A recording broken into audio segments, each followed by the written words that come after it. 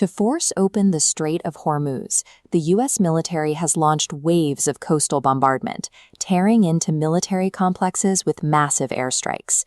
They've deployed an overwhelming volume of force to the region, including multiple aircraft carrier strike groups, projecting absolute dominance over the water. Yet, despite having the most powerful navy on Earth actively policing the Gulf, commercial cargo transit is completely paralyzed. That means roughly 20% of the global oil supply is currently trapped at port. A conventional naval blockade involves a line of enemy warships physically cutting off a supply route. The U.S. military is explicitly built to shatter that exact kind of barrier by outgunning the opposing fleet. The problem is that the U.S. is fighting a traditional naval war, but the Strait of Hormuz operates under a completely different set of rules that render standard maritime supremacy useless.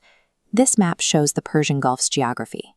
Oil loads deep inside at terminals like Karg Island, traveling hundreds of miles to the Strait of Hormuz.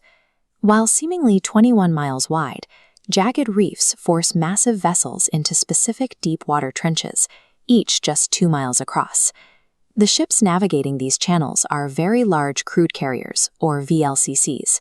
They are massive, unarmored steel hulls that stretch longer than skyscrapers. Because they are confined to a narrow trench and max out at around 20 to 30 kilometers an hour, their exact path and timing are entirely predictable. This geography strips these commercial ships of their primary defense mechanism, the ability to change course and evade threats in the open ocean.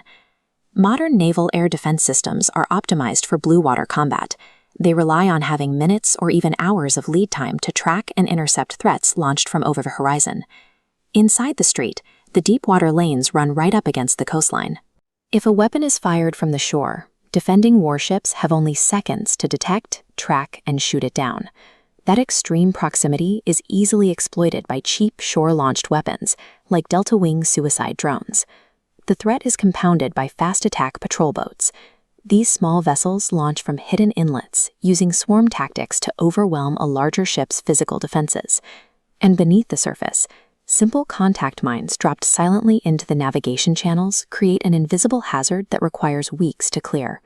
Stacking these short-range, low-cost weapons on top of a highly constrained shipping lane creates a localized kill box. It is statistically impossible for any defending navy to maintain a 100% interception rate. This introduces a harsh strategic reality. The blockading force doesn't need to win a naval battle.